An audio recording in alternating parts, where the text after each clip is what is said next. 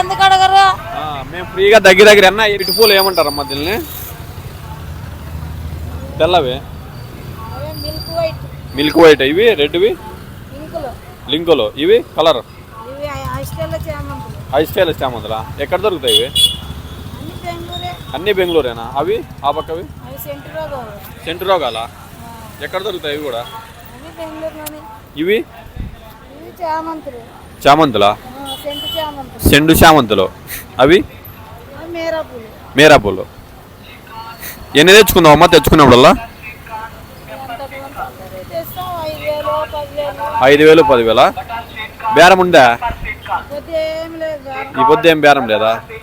ఎన్నాళ్ళ బేరాలు లేక? వారమైనా?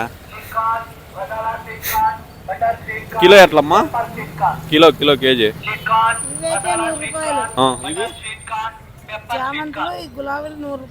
ఇవి కిలో 150. ఇవి ఇవన్నీ ఒకటే రేటేనా? చాలా తక్కువ ఉన్నాయి కదమ్మా.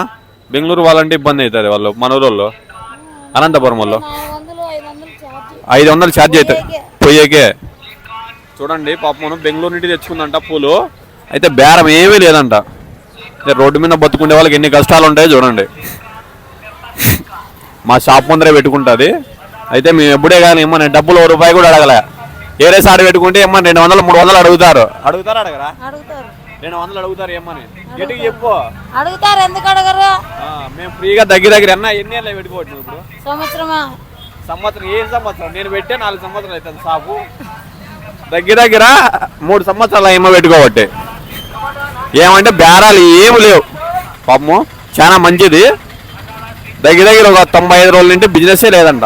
చూడండి ఒక 95 రోజులు ఆయా అంటే 100 రోజులు అవుతానులే. దగ్గర 100 రోజులు అంటే ఏం బిజినెస్ లేదు. పూలు ఎట్లుండేవి అట్లే ఉంటాయి. రోజు ఎనికి పోతాయి. దగ్గర ఇప్పుడు నైట్ చూడండి, నైట్ తీస్తున్నాం వీడియో. పూలు ఎట్లుండేవి అట్లే ఉన్నాయి చూడండి పూలన్నీ. మరి ఏం చేస్తావు? పరిస్థితి అలా అయిపోయింది. పేన దారుణం. అంటే ఈ అమ్మకి ఇక్కడ పూలు అమ్మితేనే సంసారం అనేది గడుపుతుంది, లేదంటే సంసారం నడవదు. చెప్పమ్మా, నేను కాదు చెప్పేది, వాళ్ళు అంతే కదా? అంతే, నిజమే కదా.